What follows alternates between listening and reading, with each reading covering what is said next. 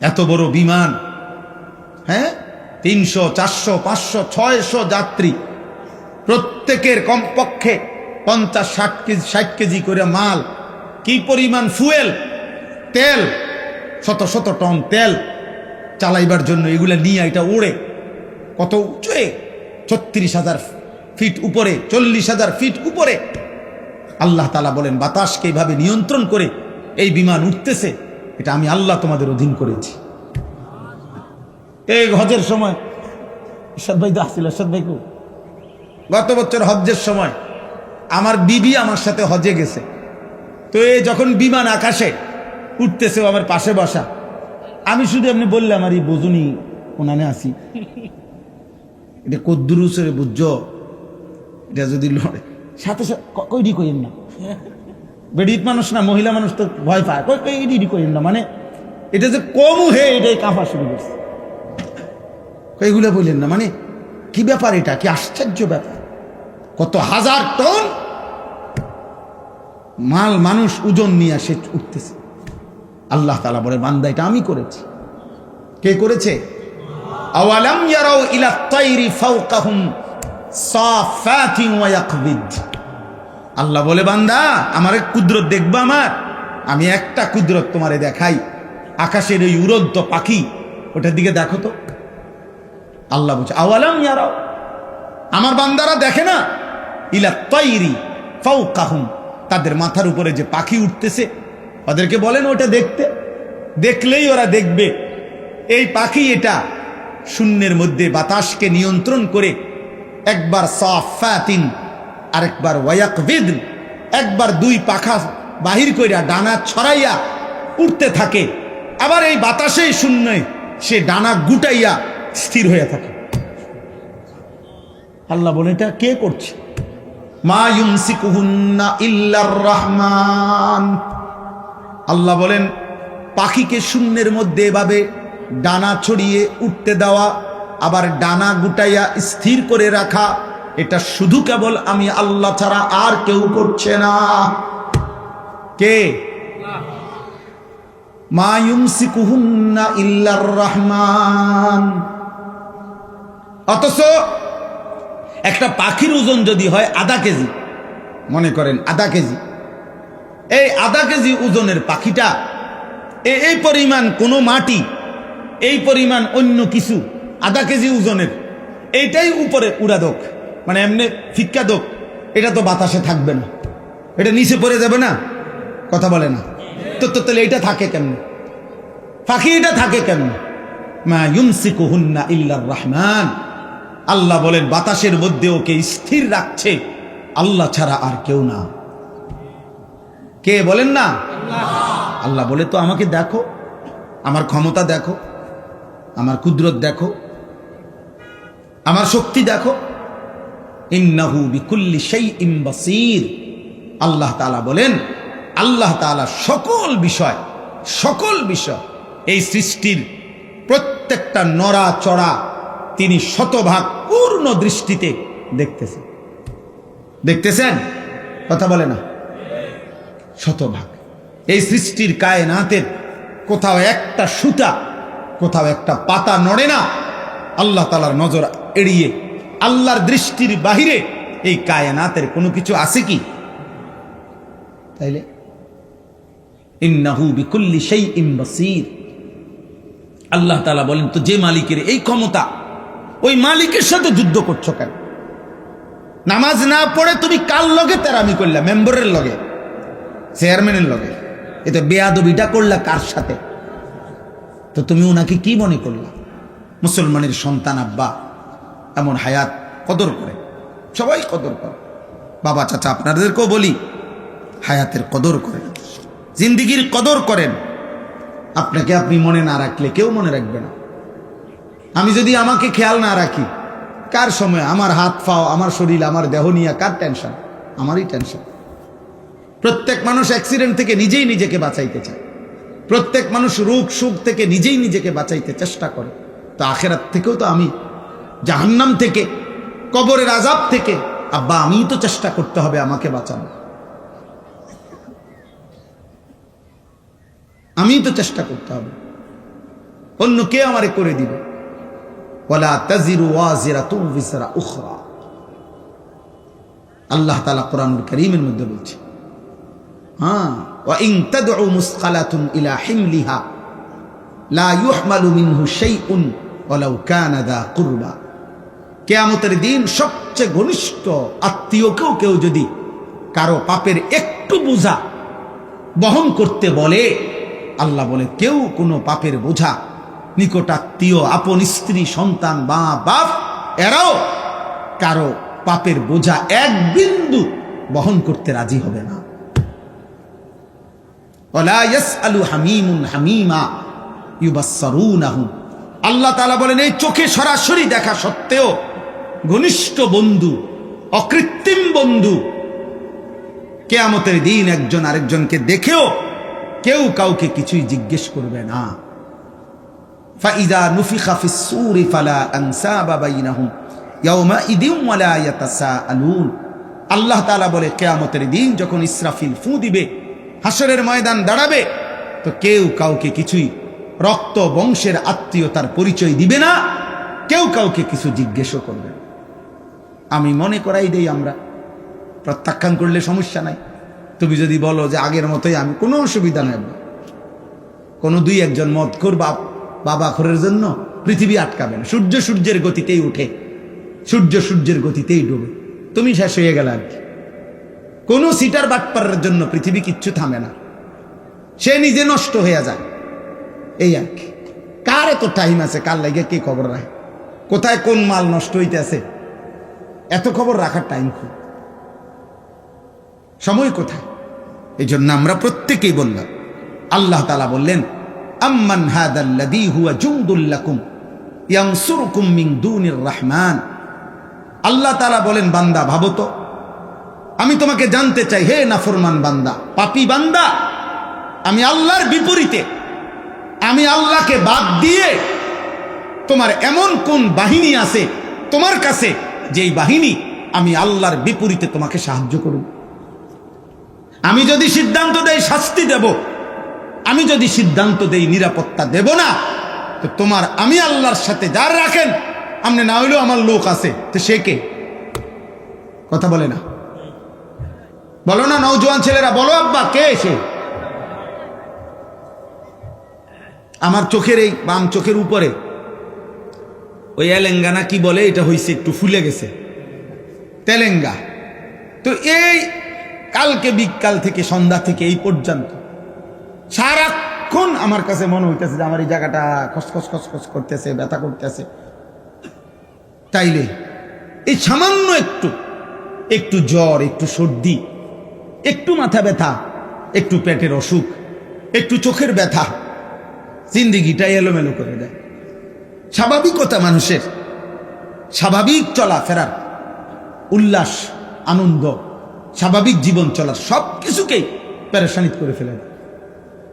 যে মানুষ আমরা এত দুর্বল, আর এই সুস্থতা আমাদের, এই ছোট্ট বড় যে কোনো রোগ ব্যাধি, এখান থেকে সুস্থতা দেওয়ার মালিক একমাত্র আল্লাহ ছাড়া আর কি? বলো না ভাই, এই কথাটা, এই সাধারণ কথাটা তোমরা বুঝতেছ না কেন? বেনামাজি বাবা ভাই আপনারা বুঝেন না কেন? কেন বুঝেন না? আল্লাহর সাথে আমি সব সময় বলি, আল্লাহর সাথে কেন নারাজ হইলেন? আল্লাহর সাথে অভিমান করলেন কেন? এমন মালিক রে মানুষে ভুল করে কেন? এমন দয়াময় মেহেরবান রবকে ভুলে যায় কেমনে আমার? তো আল্লাহ তাআলা বলেন, ইনিল কাফিরুনা ইল্লা ফি গুরুর। শোনো, প্রত্যেক নাফরমান বেঈমান মূলত ধোকার মধ্যেই আছে। সে মনে করে মদ খায়, জুয়া খেলে, সে মনে করে চুল ফিরে, সে মনে করে মোবাইল আছে, নর্তকী আছে, সে মনে করে জিনা করছে, ব্যভিচার করছে, গাঁজা খাইতেছে, কুট্টা খাইতেছে, বাবা খাইতেছে, সে মনে করতেছে উল্লাস, ধরবার কেউ নাই, ছুঁইবার কেউ নাই, বাধা দিবার কেউ নাই। আল্লাহ বলে না না, প্রতিটা নাফরমান বেঈমান মূলত ধোকার মধ্যে আছে। ধোকা ধোকা ধোকা কিসের মধ্যে? ইনিল কাফিরুনা ইল্লা ফি গুরুর।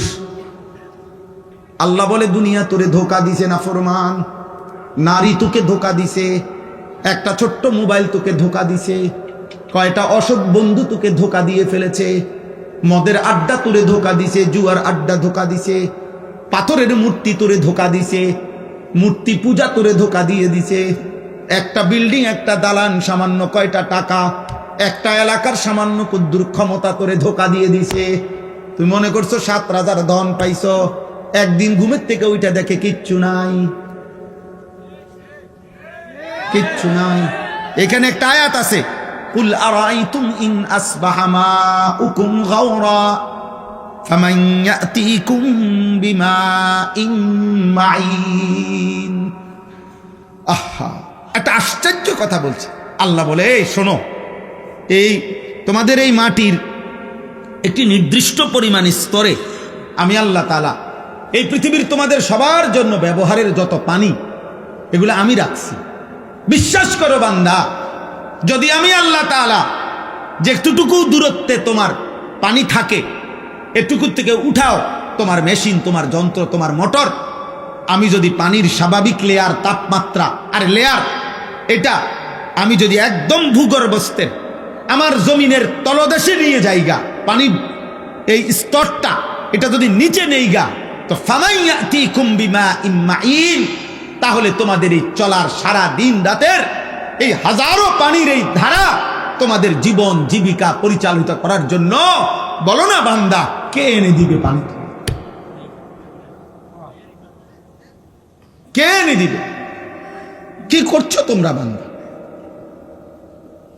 গোটা মধ্যপ্রাচ্য বাবা, গোটা আরব বিশ্ব, তাদের পানির এত ক্রাইসিস যে তারা এই পানি, সাগরের লোনা পানিকে তারা শোধন করে এরপরে মানুষের খাবারের পানি, মিঠা পানি তারা মেশিনের মাধ্যমে শোধন করে বানায়।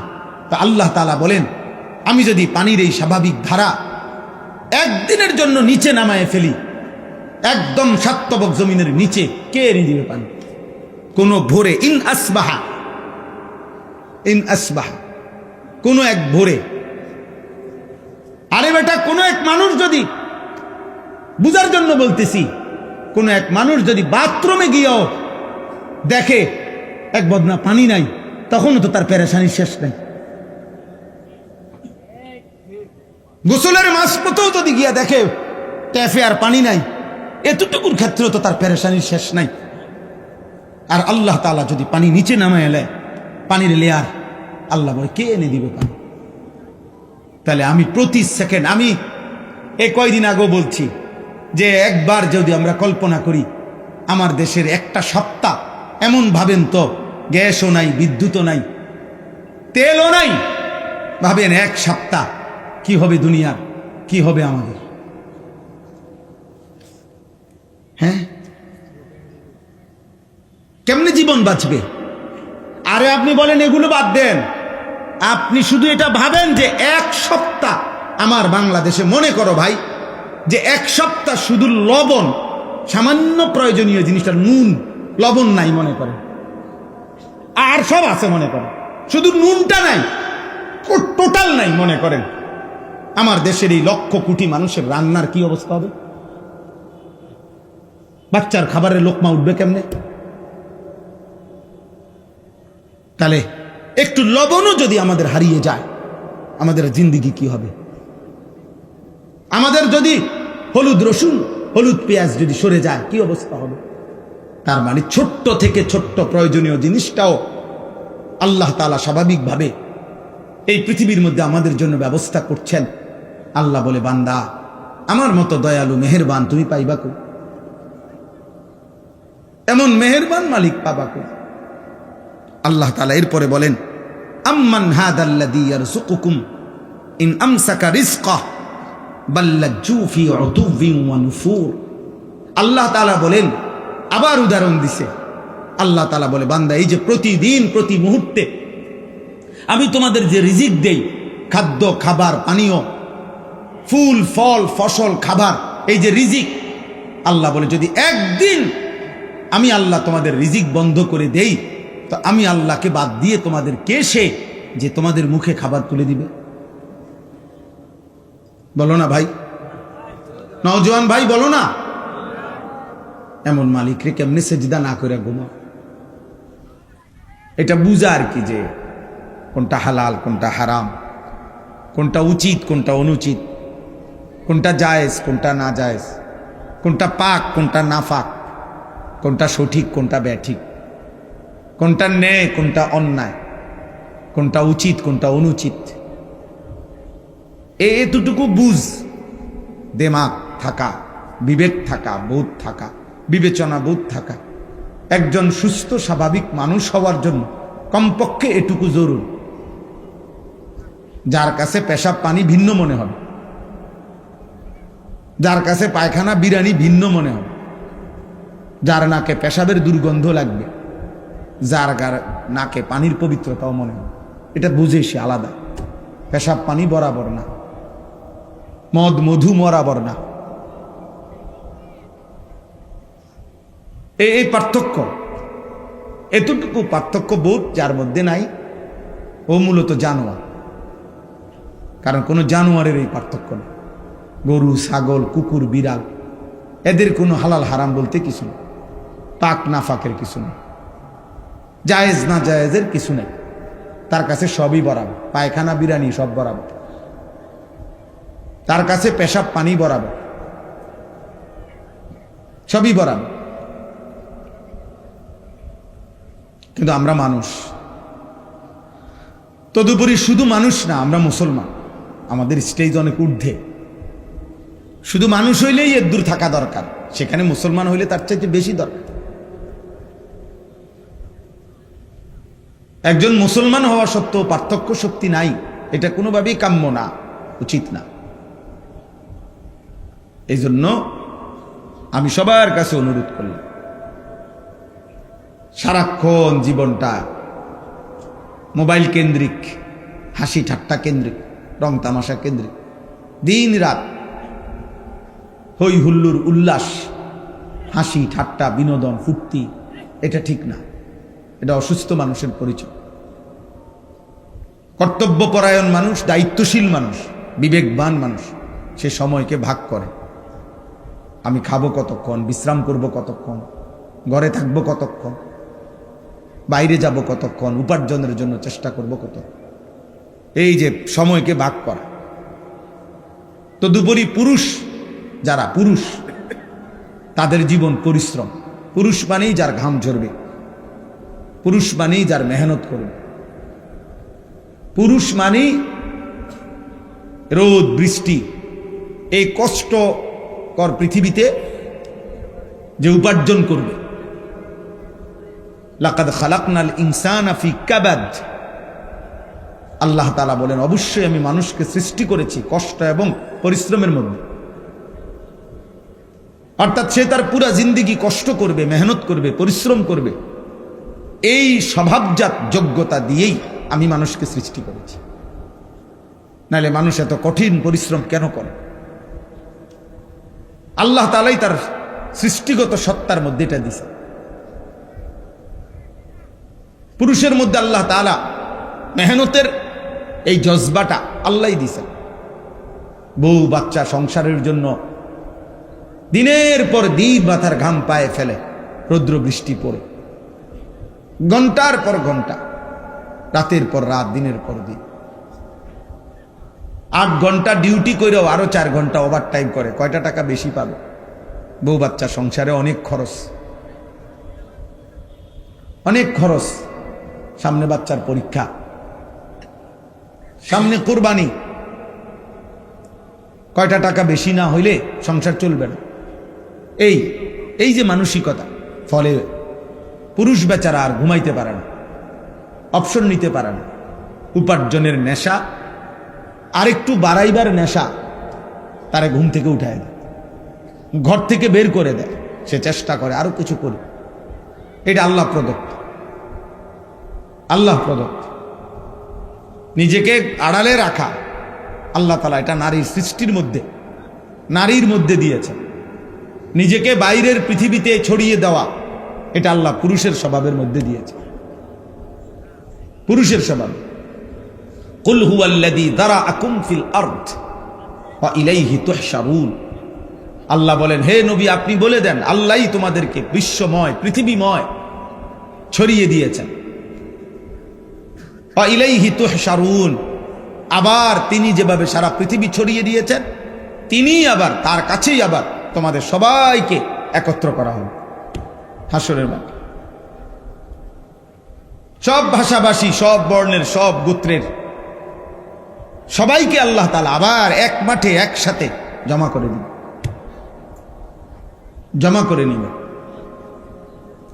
আল্লাহ তাআলা কোরআনুল কারীমের জন্য এটা বলছে, ফাইযা কুদিয়াতিস সালাহ ফান্তাশিরু ফিল আরদ, পুরুষদেরকে বলছে নামাজ পড়ো, নামাজ শেষে জমিনে ছড়িয়ে পড়ো।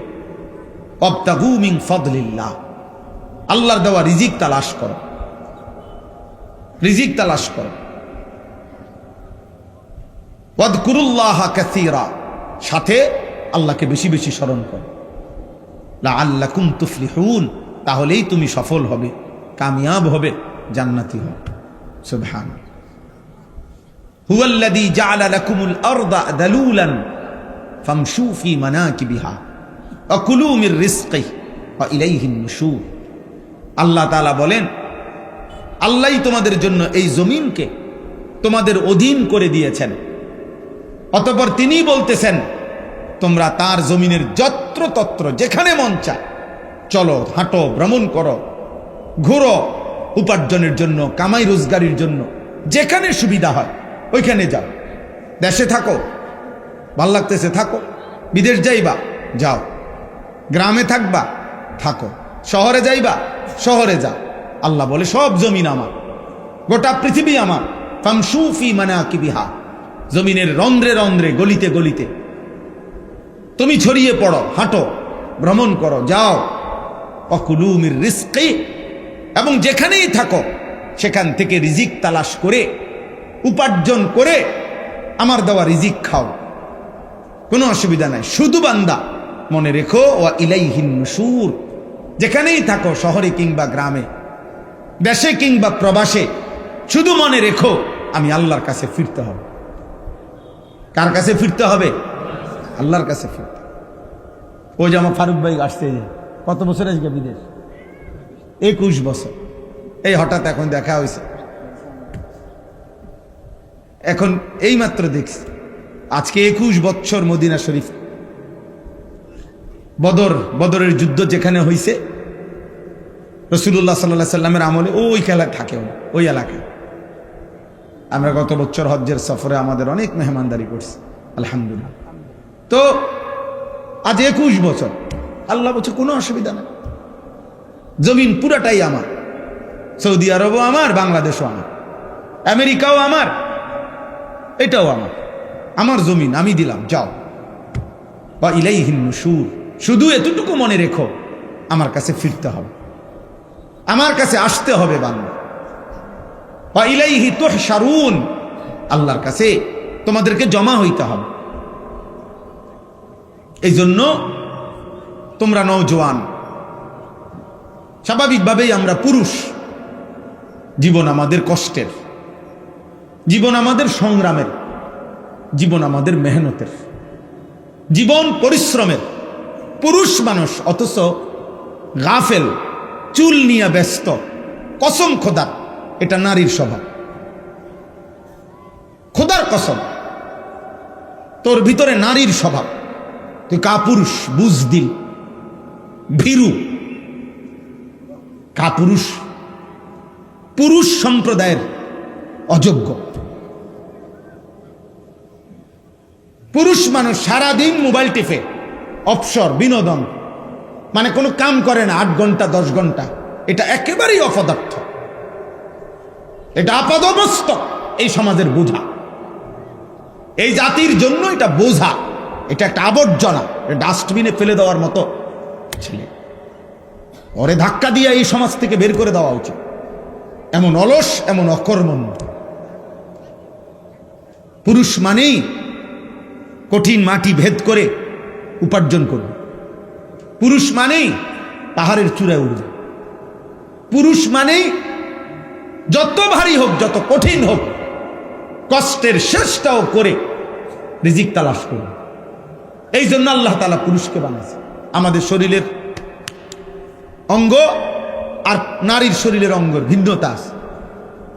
বিজ্ঞানীদের গবেষণাও এটা, একেবারে সকল কিছু, শরীরের তাপমাত্রা, শরীরের ধারণ ক্ষমতা, শরীরের ভিতরের সমস্ত অঙ্গ প্রত্যঙ্গের মধ্যে একেবারে নারী পুরুষের সকল অঙ্গে ভিন্নতা আছে। এ দেখতে হাত পাও মনে হইল, সব কিছুর মধ্যে ভিন্নতা আছে। ভিন্নতা আল্লাহ তাআলা ভিন্নভাবে বানাইছে। নারীর দেহে এক ধরনের ধারণ ক্ষমতা, পুরুষের দেহে আরেক ধরনের ধারণ। এই জন্য দোস্ত, কথার প্রসঙ্গে আমি এটা প্রথম বলে নিলাম, আল্লাহ তাআলা কোরআনুল কারীমের মধ্যে সূরা মুলক, এই সূরার থেকে আমি তেলাওয়াত করেছি, তো ওই সূরারই আয়াত পড়ছি। এটা প্রথম, হুয়াল্লাযী জাআলা লাকুমুল আরদা দালুলান ফামশু ফি মানাকিবিহা ওয়া কুলু মির রিজকিহি ওয়া ইলাইহিন নুশুর। আল্লাহ তাআলা বলেন, মনে রেখো আমি আল্লাহ এই জমিন পুরাটা আমি দিলাম যালুলান, তোমাদের অধীনস্থ করে, তোমাদের ব্যবহারের উপযোগী করে আমি দিছি।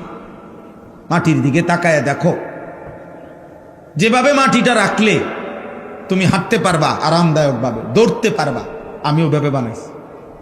যেভাবে মাটিটা বানাইলে তোমার ক্ষেত, ফসল, ফুল, ফল উৎপন্ন হবে, ওভাবে বানাইছি।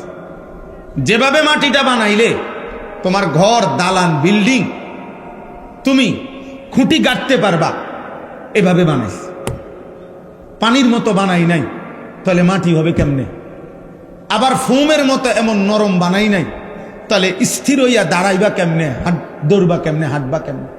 পাথরের মতো শক্ত বানাই নাই, তাইলে ফসল উৎপন্ন করবা কেমনে? তোমার ঘর দুয়ারের খুঁটি গাড়বা কেমনে? সুবহানাল্লাহ, তাফসিরে আছে এই কথা। আল্লাহ তাআলা বলেন, আমি যালুল, অধীন করে বানিয়েছি। যেমনে বানাইলে তোমার এই তিনটা বিষয়, এক, এই জমিনে তোমাকে হাঁটতে হয়, দৌড়তে হয়, আমি ওই উপযোগী করে বানাইছি। দুই, এই জমিন থেকে প্রতিনিয়ত তোমার খাবার, খাদ্য, ফসল, ফুল, ফল উৎপন্ন হয়, ওই উপযোগী করে বানাইছি। তিন, এই জমিন থেকে তোমার হাজারো ঘর, দুয়ার, ভবন, এর খুঁটি গাঁথতে হয়, তোমাকে পিলার করতে হয়, আমি ওই উপযোগী করে বানাইছি।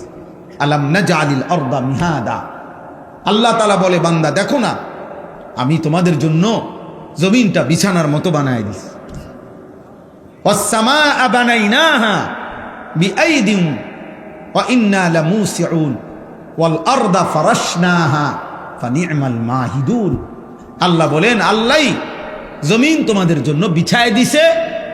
তো এরপরে আল্লাহ নিজেই বলছে, দেখো আল্লাহ যে বিছাইলো কেমন সুন্দর হলো, ফানি'মাল মাহিদুন, আল্লাহর বিছানাটা কেমন সুন্দর দেখো। আমরা এখানে যে কয়জন মানুষ বসছি, এখানে এখন এটুকু মাটিতে এই মানুষগুলোর যদি চেয়ার দিয়া, চৌকি দিয়া, সোফা দিয়া বসার ব্যবস্থা করতে হইতো, তাইলে অনেক ব্যয়বহুল হইতো, অনেক কষ্টকর হইতো। কষ্ট হইতো না, অনেক ব্যয়বহুল হবে, মানে খরচ অনেক বেড়ে যাবে। এতগুলো মানুষের যদি চেয়ার দিতে হয়, এতগুলো মানুষকে যদি সোফা দিতে হয়, কিন্তু আল্লাহ তাআলা বলেন, এমন সুন্দর বিছানা মাটি আমি বানায় দিছি, আরামসে তোমরা শত শত হাজার হাজার মানুষ বসতে পারতেছ। আমি বানাইছি। এমন মালিকরেই মনে রাখা উচিত। কৃতজ্ঞতা, শুকরের মেজাজ, এটা তো একটা সৃষ্টিগত স্বভাব।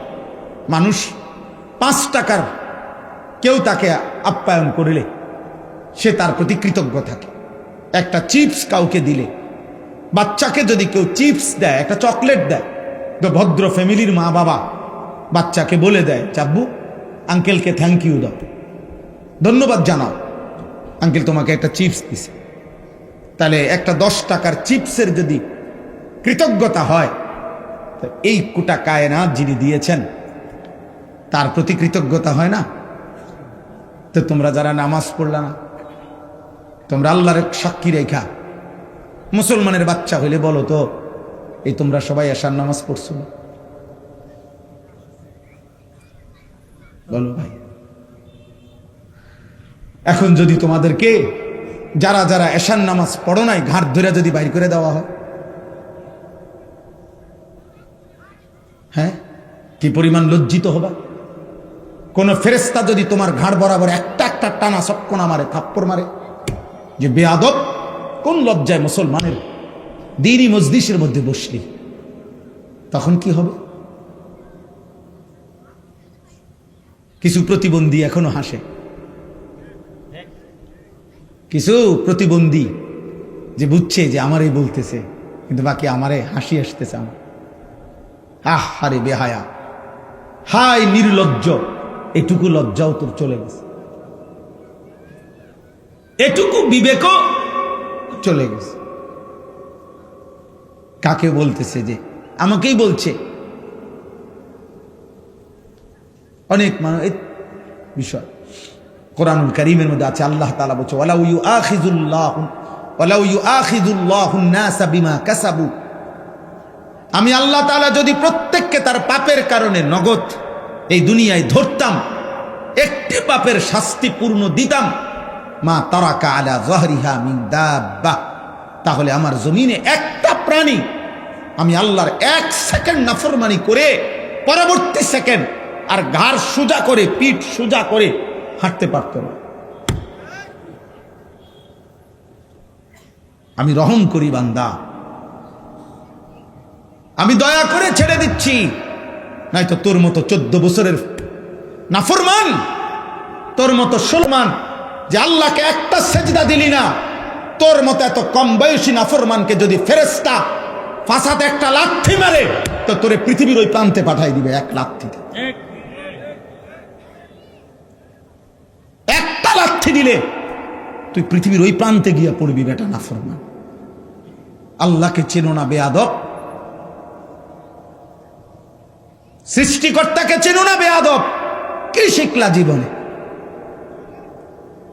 কি শিখলা? কি চিনলা বেটা? থুতু বেটা তোদের কপালে বেটা, বেনামাজি যেগুলা বেনামাজি, তোরা তোদের কপালে থু থুতু, তোদের কপালে বেটা থুতু।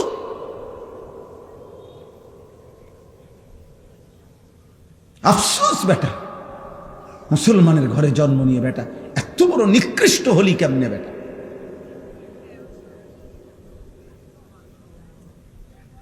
মোবাইলের নর্তকী দেখে কয়জনের ঘরে কোন নর্তকী আসছে? 30 বছরও যদি বেটা মোবাইলের নর্তকী দেখো, ওই নর্তকী তোর ঘরে আসবে কোনোদিন? আর সে আসলে তাকে দিয়ে করবি কি তুই? ওর কিছু আছে? ওর যা ছিল তো টাকার মূল্যে বিক্রি করে দিছে, ও তো তার রূপ দেখাইয়া বিক্রি করে দিছে টাকা দিয়া, তো ওর আছে কি? আর আল্লাহ আমাদেরকে হায়া দান করে। আব্বা ভাবতে শেখেন, মুসলমানের সন্তান তুমি যদি না ভাবো, আব্বা তোমাকে নিয়ে কেউ ভাবার টাইম নেই। স্বার্থপর এই দুনিয়া, ব্যস্ততম এই দুনিয়া, মানুষ সবাই নিজেকে নিয়ে ব্যস্ত, কারো হাতে সময় নাই। লক্ষ লক্ষ বাবার হাতে টাইম নাই, সন্তানের পিছনে সারাক্ষণ যত্ন নিবে এই টাইম বাপের হাতে নাই। লক্ষ লক্ষ মায়ের হাতে বর্তমানে সময় নাই। মহিলার মোবাইল 3টা, ঘরে টেলিভিশন, মহিলা প্রত্যেক দিন বাজার আর মার্কেট, 3 পিস কিনতে কিনতে বেডির চলে গেছে জীবন, জুতা কিনতে কিনতে বেডির সময় চলে গেছে। তোমার খবর নিবে কে? কেউ নাই আব্বা, এই সমাজ বড়, কেউ নাই, কেউ নাই। এই জন্য তোমরা এই বেশি পরিমাণ নষ্ট হয়ে যাচ্ছ। আগলাইয়া নেওয়ার মতো কেউ নাই, টেনে ধরবার মতো কেউ নাই, ডাকবার মতো কেউ নাই। আমার মা বলছিল, আমার মা, যে আমার বড় ভাই, মা সব সময় বলতো এটা, যে ফুত তোর বড় ভাই যখনই কেন্দ্রীয় পরীক্ষা, বোর্ড পরীক্ষা দিত, মা বলছে প্রত্যেক পরীক্ষার সময় বাপ, আমি যতদিন আমার ফুতে পরীক্ষার হলে ছিল, আমি বলা যায় এই 2 ঘন্টা 3 ঘন্টাও কোনো কোনো সময় 1 ঘন্টা 2 ঘন্টা নামাজের সেজদার মধ্যে থাকতাম, আল্লাহকে সেজদা দিয়ে কানতাম আর বলতাম, আল্লাহ আমার প্রথম সন্তান বেইজ্জতি করেন না, আমার প্রথম সন্তান যদি ভুল পথে যায়, আমার বাকি সন্তান সব ভুল হয়ে যাবে। আমার মা বলতেন এটা, বড় ভাইয়ের জন্য মা এই পরিমাণ কাঁদছেন। দোয়া করছেন আলহামদুলিল্লাহ। মার চতুর্থ শ্রেণী পড়ুয়া মা, হুদা ক্লাস 4 স্কুলে আমার আম্মা পড়ছে বেটা, এই কদ্দুর বেটা। আমার মায়ের পড়ালেখা প্রাইমারি পাস করে নাই মা, কিন্তু মায়ের চোখের পানির বদৌলতে মার হায়াতে ওনার 5 ছেলেই আলেমে দিন হয়েছে। মা এখনো জীবিত আছে আলহামদুলিল্লাহ।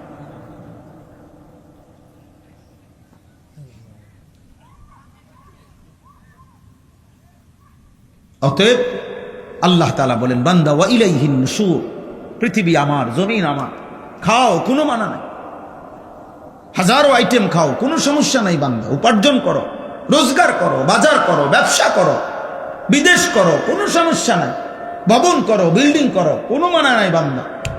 আমি নিষেধ করছি না, সব তো আমি দিলাম, তোমার জন্যই তো দিলাম, তোমাদের জন্যই তো আমি বানাইছি।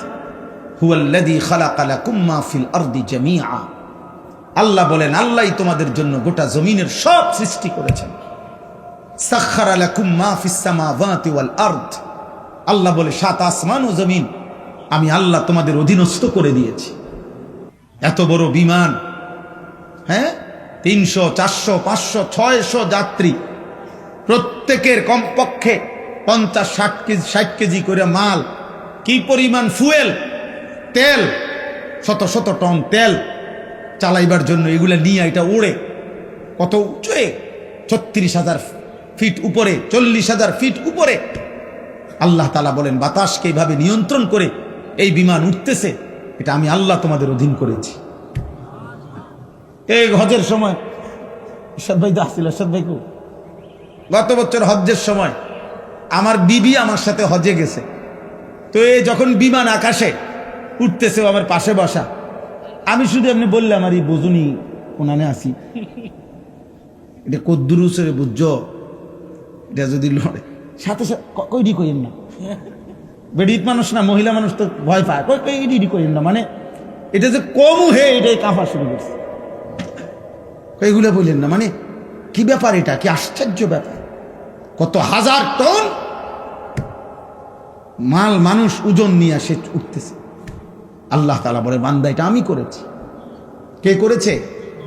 আওয়ালাম ইয়ারাউ ইলা তাইরি ফাওকাহুম সাফাতিন ওয়া ইয়াকবিদ, আল্লাহ বলে বান্দা আমার এক কুদরত দেখবা, আমার আমি একটা কুদরত তোমারে দেখাই, আকাশের ওই উড়ন্ত পাখি, ওটার দিকে দেখো তো।